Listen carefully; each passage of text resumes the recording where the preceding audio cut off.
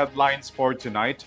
The Philippine Senate approves the proposed 2026 budget of the Office of the President, while other senator recommends additional funds for ASEAN cybersecurity measures. 28.8 billion pesos worth of Philippine loan to South Korea halted by President Lee due to corruptions. 8 luxury cars of the Discayas presumed to be smuggled and 10 persons of interest were placed under the investigation of the Bureau of Customs. July employment rate falls to 94.7%, the lowest since 2024. And Israel strikes Qatar, targeting Hamas leaders.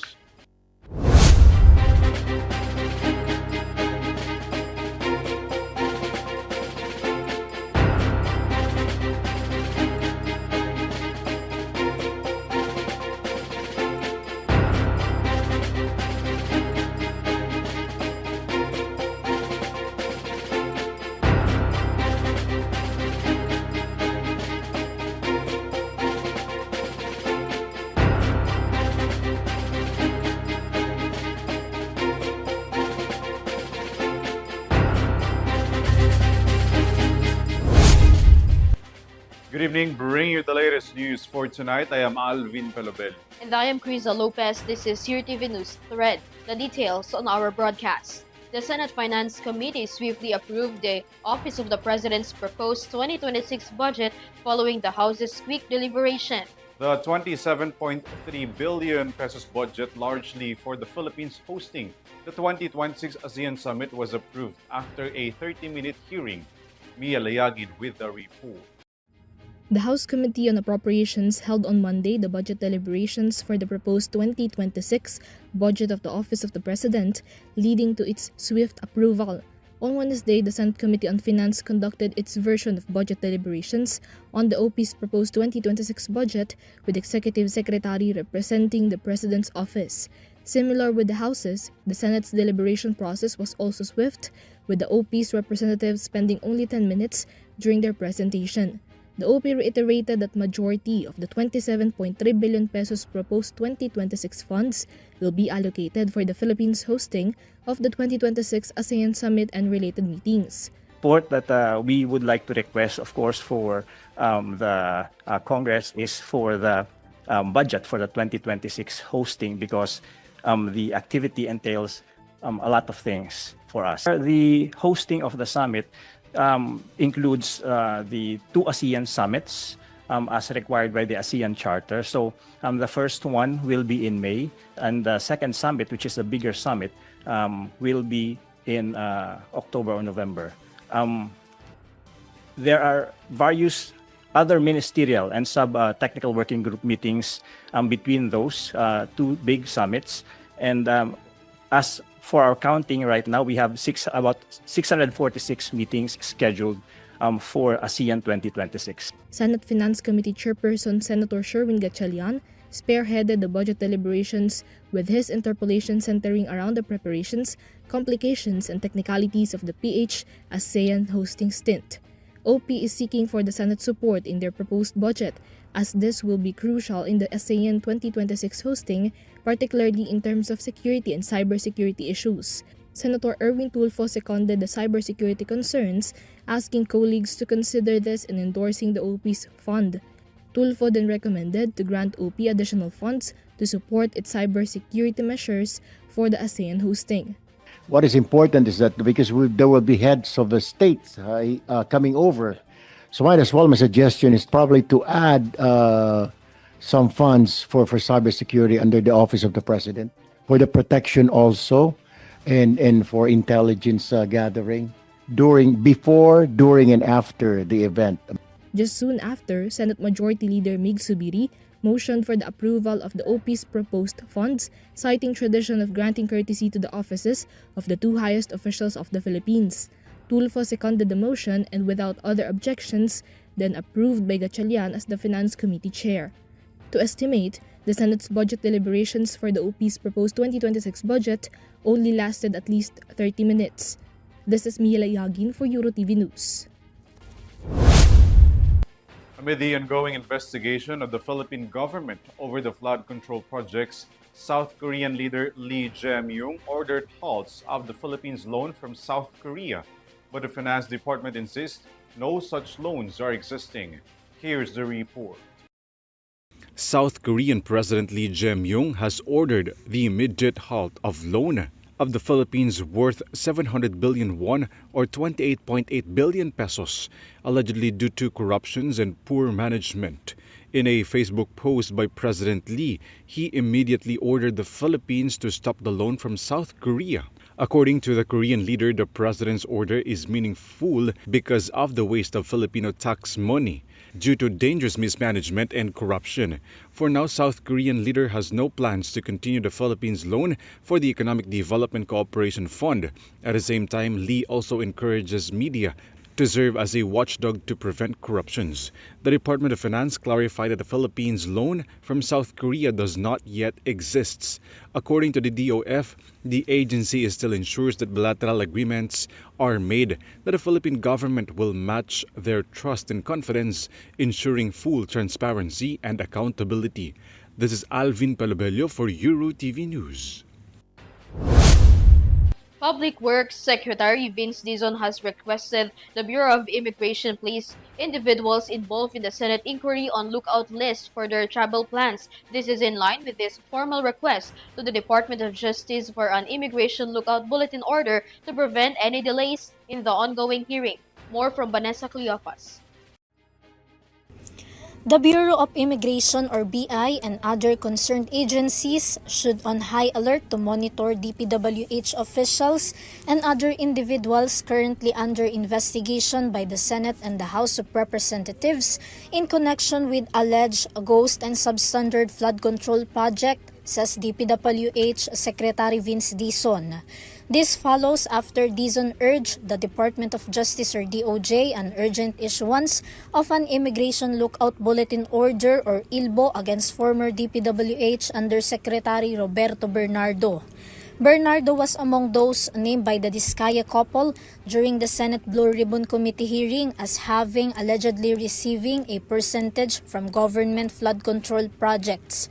It was also discovered that Bernardo is the father of Sunshine Bernardo, who was identified by the Senate President Pro Tempore Panfiloping Lacson as the corporate secretary of MBB Global Properties Corporation, which was linked to Global Crit Builders Incorporated, a contractor of DPWH flood control project in Bulacan Province, receiving billions of pesos in project funds between 2018 up to 2024. According to Secretary Dizon, as investigations continue in both the Senate and the House into DPWH officials and key officers of construction companies allegedly involved in phantom and incomplete construction projects, it is crucial that immigration authorities are able to prevent any of them from leaving the country actions that could delay or obstruct the ongoing investigations. Dizon emphasized that the immediate issuance of an ILBO is a vital measure, especially when it is requested by lawmakers conducting investigation in aid of legislation and who wish to summon individuals involved in the controversy, including Bernardo. It can be recalled that the DOJ previously stated it is prepared to issue ILBOs to stop any individuals attempting to flee the country and evade accountability related to the flood control project anomalies. Aside from Bernardo, several other officials from the agency are also reportedly already under existing ILBOs. Meanwhile, the House Committee on Infrastructure has also invited Bernardo to appear in upcoming hearings still in connection with the flood control projects. This is Vanessa Cleofas for Eurotv News. Two linked senators Jinggoy Estrada and Joel Villanueva, who were allegedly involved in receiving kickbacks from the contractors of the flood control projects, denied the allegations. As former DPWH engineer from Bulacan named two senators on Tuesday, Raymond Montero has the report.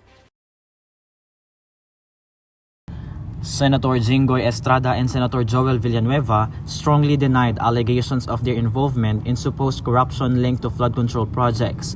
This came after former Bulacan First District Assistant Engineer Bryce Hernandez claimed they were among those who demanded kickbacks in exchange for approving projects.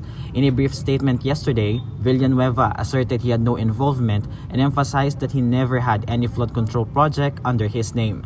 Nagulat po ako nung meron pong kumaladkad sa pangalan natin tungkol po sa flood control project sa mahal nating lalawigang Bulacan. Uulitin ko at parang sirang plaka na po ako, Mr. President. Wala po ako kailanman naging flood control project. The senator underscored that he has long been calling out the government's failures in its flood control programs. He added that since 2023, he had repeatedly exposed in the Senate the inefficiencies of these projects, which were allotted billions of pesos in funding. Mr. President, noon pa man tayo ay lumalaban na against this flood control issues, Mr. President. 2023 ay dito po sa mismong bulwagan na ito at sa mga committee hearings, binabanggit na po natin ito. Please. Villanueva described the allegations as a demolition job, claiming they were fabricated by a syndicate out to silence critics of corruption. He also revealed that he has affidavits from several Department of Public Works and Highways o DPWH personnel in Bulacan that prove irregularities and that he is ready to present them in upcoming hearings. Hindi po tayo natatakot sa mga ganitong uri ng demolition job. Ngunit ang hiling ko, Mr. President, atin pong alamin at siguruhin na may ebidensya yung ating mga sinasabing sangkot dito. At sa mga susunod na pagdinig, bibigay ko po lahat ng aking nalalaman. Meanwhile, Senator Jinggoy Estrada also firmly denied Hernandez's accusations. He challenged Hernandez to take a lie detector test with him so the public could see who is telling the truth. At the House of Representatives, Hernandez showed photos of Estrada with former DPWH 1st District Engineer Henry Alcantara. He accused Estrada and Villanueva of receiving commitments equivalent to 30% of project funds for several floodgates and pumping stations in Bulacan. Estrada, for his part, said he will file charges against Hernandez for alleging that he took kickbacks from the project funds. Meanwhile, investigations in both the House and the Senate are still underway into the alleged large-scale anomalies in flood control projects worth billions of pesos. Raymond Montero for Eurotv News. Meanwhile, Baguio City Mayor Benjamin Magalong has pointed out the corruption between the Department of Public Works and Highways and politicians as a highly organized syndicate. He described politicians as the masterminds and the agency as the professional entity that maneuvers the system. More from this report. Baguio City Mayor Benjamin Magalong has described the corruption inside the Department of Public Works and Highways as nothing less than a large, systematic, and highly organized syndicate. According to Magalong, anomalies take place at every stage of the process, from project planning and design to bidding, all the way to implementation, where those involved already know how to maneuver the system. Talagang makikita nyo talaga na alam na nila yung gagawin nila para i-circumvent nila yung proseso. Kaya nga nagkakaroon tayo ng mga ghost at mga substandard project. At hindi lang pwedeng gawin yan kung hindi well-organized. Hindi alam ng mga tao kung anong mga trabaho nila. Kaya nga, the way I describe it is highly syndicated. He explained that collusion begins between politicians and DPWH officials, with district engineers often acting as bugmen to collect kickbacks from contractors in exchange for projects. Winning bidders are not determined by merit, but who can deliver money the fastest and in the largest amount. Sabi sa akin nung isang source ko sa DPWH, sir, ang nangyayari kasi is from the top, from the, sabi niya, ito yung sinabi niya sa akin, from the top, management, ibababa dun sa planning kay Yusek Cabral, o ito na yung gagawin mo, ito na rin yung para sa mga congressman. Talagang mag-a-advance na. Bago pa lumabas yung pondo mula sa DPM? Ay, oo naman. Wag na yung kagad. Usapan na kagad yan. Bago pa lang mag-umpisa ang bidding, maglalabas ka na ng pera. Kasi ikaw ang taker. Even before sabi ko nga sa inyo, even before the bidding process, alam naman na kung Magalong further revealed that even losing bidders still get their cut, with the winning contractor shouldering the cost of bidding documents for others. In some cases, DPWH officials themselves act as contractors, profiting directly from the project. Sino yung designated, either district engineer o kaya isang personal dun sa regional office o district engineer's office, siya yung designated ng trusted man ng politiko. So siya yung mangongolekta para sa politiko. He emphasized how deeply entrenched the corruption has become, citing the Bulacan 1st District as an example, where photos of stocks of money were allegedly flaunted by Assistant District Engineer Bryce Hernandez as money to be delivered to politicians. Kasi nga, they're just so comfortable. Yung ngayon nakakatungkot doon, parang wala nang takot na gawin nila yun, parang. Despite the grim picture, Magalong expressed confidence in President Marcos's decision to appoint Secretary Vince Dizon as DPWH chief and in the creation of an independent commission tasked to investigate anomalies within the agency. This is KRIZZA Lopez for Eurotv News. Amidst the investigation of the flood control project scheme, Mayor Vico Soto voiced his hope that this move will pave the way for eradicating corruption in the country. He outlined concrete ways to curb the crime on his social media. Catherine Landicho tells us the report. Pasig City Mayor Vico Soto expressed hope that the ongoing investigation into alleged anomalies in flood control projects will pave the way for broader reforms aimed at eradicating corruptions in government infrastructure initiatives. In a statement posted on his official Facebook account, Mayor Soto outlined several concrete proposals to curb irregularities in public works projects. Among his key recommendations are the eliminations of the illegal subcontracting, full transparency in the release of project documents, including bid documents from the Department of Public Works and Highways, and stronger coordination within the DPWH and local government units.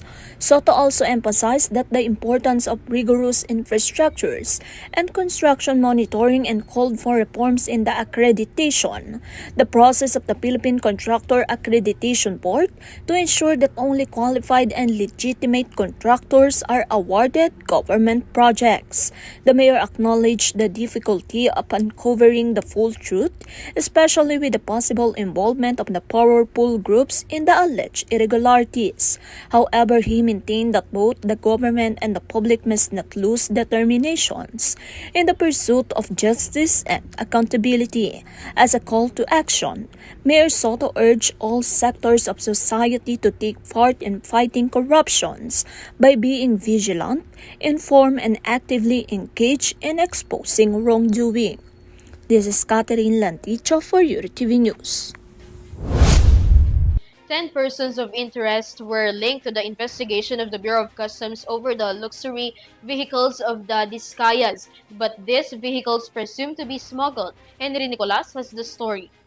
The Bureau of Customs intercepted the shipment of suspected shabu worth 476 million pesos at a courier warehouse in Vitas, Tondo, Manila. The operation was carried out by the Customs Intelligence and Investigation Service Port of Manila and the Customs Anti-Illegal Drugs Task Force and coordination or in coordination with PDEA. During X-ray scanning, customs examiners detected suspicious images of 2 container vans declared as household goods and personal effects. The inspection led to the discovery of 70 vacuum-sealed transparent plastic packs of shabu, weighing approximately 70 kilograms. In a separate operation, the BOC Port of Clark, in close coordination with the PDEA and the Clark International Airport Interagency Drug Interdiction Group, apprehended 2 individuals linked into the smuggling of 11.4 kilograms of shabu, worth. In line with the administration's goal of improving the welfare of every senior citizen, the chief executive led the opening of pension reform program of Social Security System. Graciela Corazon has the report. President Ferdinand R. Marcos Jr. led the ceremonial launching of the Pension Reform Program or PRP of the Social Security System or SSS. The PRP is called the first ever multi-pension increase in the history of SSS, where all SSS pensioners will receive a pension increase every month of September from 2025 to 2027. Under it, more than 3.8 million pensioners, including 2.6 million retirement and disability pensioners and 1.2 million survivor pensioners, are expected to receive a pension increase.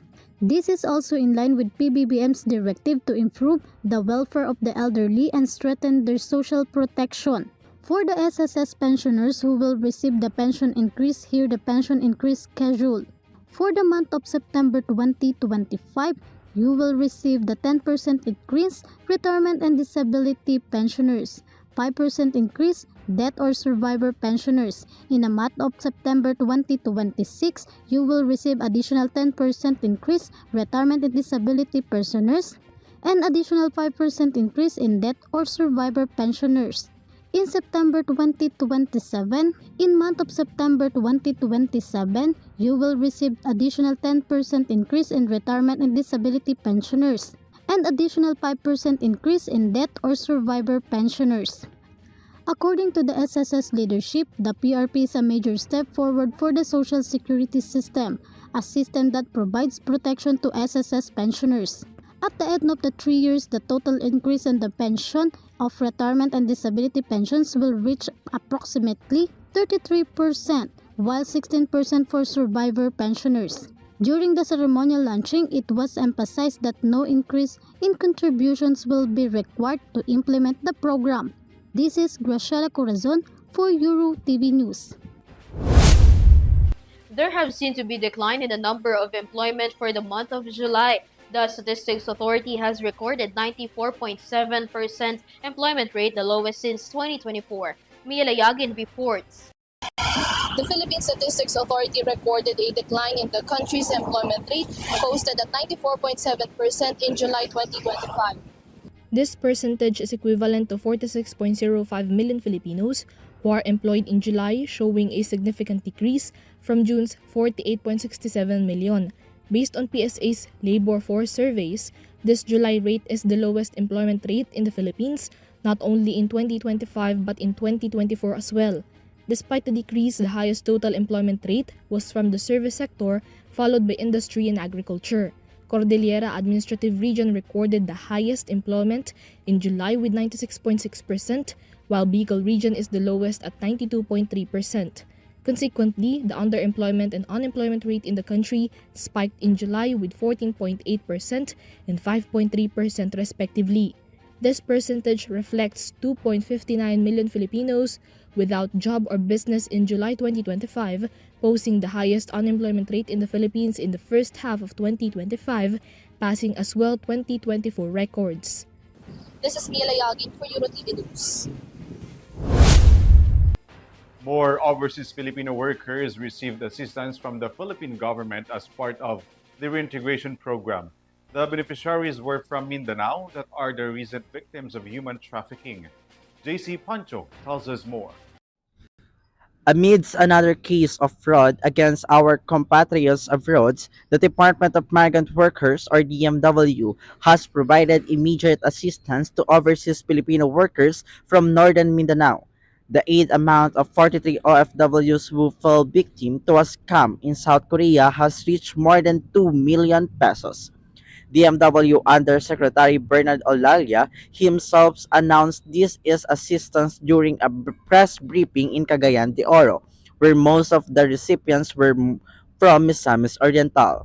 The OFWs allegedly fell victim to a recruitment scam upon their arrival in South Korea, causing them to lose their jobs and be stranded.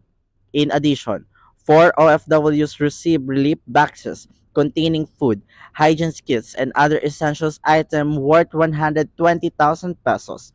The immediate relief assistance for OFWs in need or actions fund is intended for Filipino migrants who are experiencing severe work, health, or security problems abroad, as well as their families left behind in the Philippines. Aside from relief assistance, Olalia has also warned the public against online requirement schemes that offer work and study abroad. A reminder to our countrymen to be careful about jobs offered abroad. Make sure recruitment agencies are registered and licensed with DMW to avoid falling victim to fraud. For those who need help, you can contact DMW or the nearest migrant workers office. JC Pancho for Eurotv News. The Agriculture Department has strengthened their campaign to ensure the prices of basic commodities in the market. Along with the assistance of the Philippine National Police, DA has intensified such campaign around major public markets. Vanessa Cleopas reports. The Department of Agriculture or DA along with the Philippine National Police or PNP continue their rounds in major public markets across the country to inspect the prices of basic commodities. According to the DA, the initiative aims to closely monitor the price movements of rice, vegetables, fish and meat, ensuring the consumers are not exploited while sellers also do not suffer losses. At the Bikutan Public Market and Taguig People's Market, they observe a slight increase in the price of imported rice, reportedly due to delivery costs to their locations. One of the reasons cited by the DA is the possibility of high markups being added by traders or middlemen before the goods reach retailers. In addition to rice, the DA also reported a slight increase in the price of milkfish and tomatoes. However, prices of pork and chicken remain relatively low according to the agency. They also noted that the quality of rice and meat being sold in the market is in good quality, which is encouraging more consumers to buy. Meanwhile, based on DA's price monitoring in the National Capital Region or NCR, the price of chicken ranges from 160 pesos to 250 pesos per kilo. For well-milled rice, up to 52 pesos per kilo. Regular milled rice, up to 45 pesos per kilo.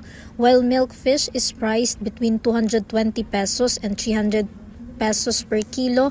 And tilapia ranges from 135 to 170 pesos per kilo.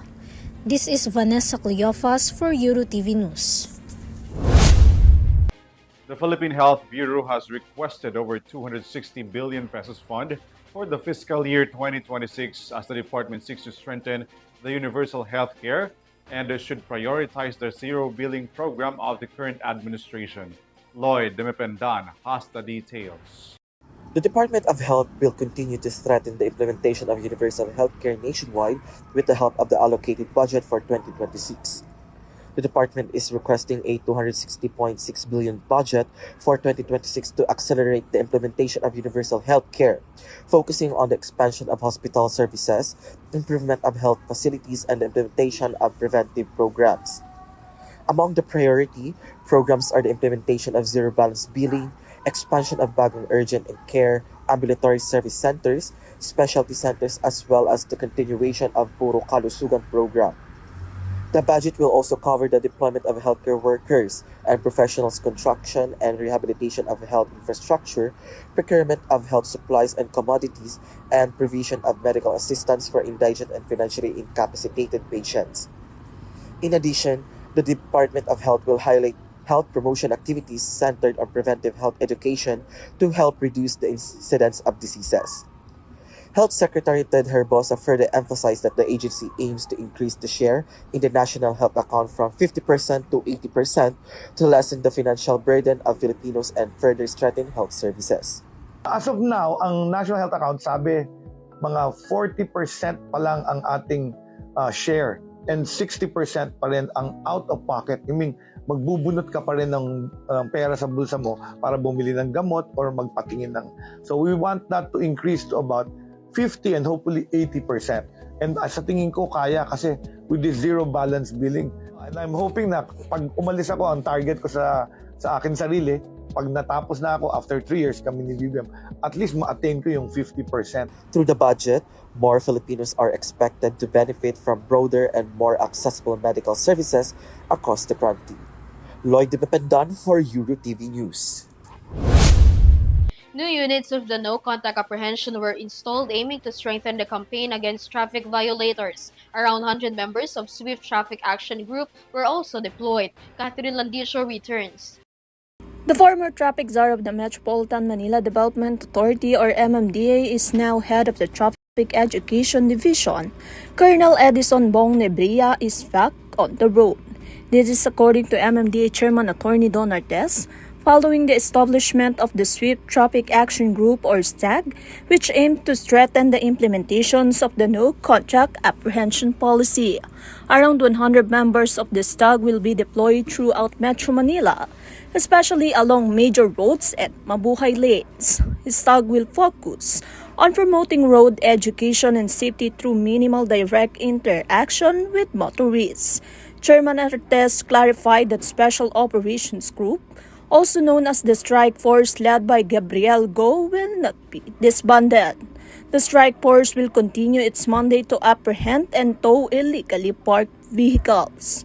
This is Catherine Landicho for Eurotv News. The Valenzuela Local Government Unit launches a breast milk donation drive seeking to benefit infants along the city. Chandra Salayog has the story. The Valenzuela City Health Office celebrated National Breastfeeding Awareness Month by holding the annual breast milk letting event. A total of 184 breastfeeding mothers participated in the activity, collecting 24,697 milliliters or 24.68 liters of breast milk. The donations were turned over to the Valenzuela Medical Center Human Milk Bank, which will benefit infants in need, particularly those whose mothers are unable to produce enough milk supply. The government of Valenzuela ensured that breast milk remains accessible to all who need it. In line with this year's theme, Prioritize Breastfeeding, Create Sustainable Support Systems. The city government also expressed gratitude to officials Councilor Lori Natividad Borja, Councilor Nina Lopez, and Mayor Tiffany Gatchalian, who voiced their support for the initiative and praised mothers for their sacrifices in strengthening the breastfeeding program. The City Health Office emphasized that this project is a part of broader efforts to promote maternal and child health. It highlighted that breastfeeding is a vital foundation for infant nutrition. Chandra Salayog for Eurotv News. The Israel Defense Forces has launched another airstrike in Qatar targeting the leaders of Hamas and the negotiators. Prime Minister Benjamin Netanyahu take full responsibility of the most recent attacks. Son Santiago has the report. Tensions in the Middle East have escalated after Israel launched an airstrike on Qatar, targeting political leaders of Hamas on Tuesday. Israel officials confirmed to Reuters that the strike in the capital Doha was aimed at top Hamas leaders currently residing there, including Khalil al-Hayya, the group's exiled Gaza chief and chief negotiator. The strike comes after two Palestinian gunmen killed 6 people at a Jerusalem bus stop last October 7. Israeli Prime Minister Benjamin Netanyahu said that they will take full responsibility for the attack. On this day, as in previous days, Israel acted wholly independently, and we take full responsibility for this action. And this action can open the door to an end of the war. Meanwhile, Israeli media reported that Hamas confirmed the deaths of 5 members, including the son of al-Hayya, while Qatar's negotiating team survived. The nation also condemned the strike and stated that the move clearly violated international law. It can be recalled that Qatar is currently mediating between Hamas and Israel. Meanwhile, in Gaza, panic spread as Israel urged Palestinians to evacuate Gaza City ahead of its effort to end Hamas' last strongholds. According to Israeli figures, Hamas' assault killed 1,200 people and led to 251 hostages being taken as the war continues. While Palestinian officials says over 64,000 have died in Gaza during Israel's offensive. On the other hand, no Filipinos were directly affected by the offensive in Qatar, according to the Philippines Department of Foreign Affairs. This is Son Santiago for Eurotv News. Another K-pop group is set to hold a concert in the Philippines with 80s returning for their In Your Fantasy tour. Sam Martos has more. Let's step into the world of entertainment for the latest news and update. For our showbiz news, good news 18E. K-pop group 80s is coming back to the Philippines for their upcoming tour. K-pop boy group 80s will return to the country again for their Asia and Australia tour titled In Your Fantasy. On the group's X account, they shared a poster including the places they will visit. Aside from Manila, the group will also visit Taipei, Jakarta, Singapore, Melbourne, Sydney, Kuala Lumpur, Macau, and Bangkok. It can be recalled that the group last visited the Philippines on September 16, 2023, also for their Asia concert tour Fellowship Break the Wall. As of now, there is no announcement yet regarding the ticket prices and the venue for the 80s upcoming concert. Meanwhile, In Your Fantasy tour will take place in March 2026. And that's our showbiz news. Once again, I'm Sam Martos. Back to you, KRIZZA and ALVIN. Thanks, Sam Martos. And that's the latest news for tonight. You may visit Eurotv.com for more news and information. Once again, I am KRIZZA Lopez. You can also catch our live broadcast through our social media accounts and via Extreme channel. I am ALVIN PELOBELLO. Thanks for joining us. This is Eurotv Newsfeed. Stay safe and have a good night, everyone.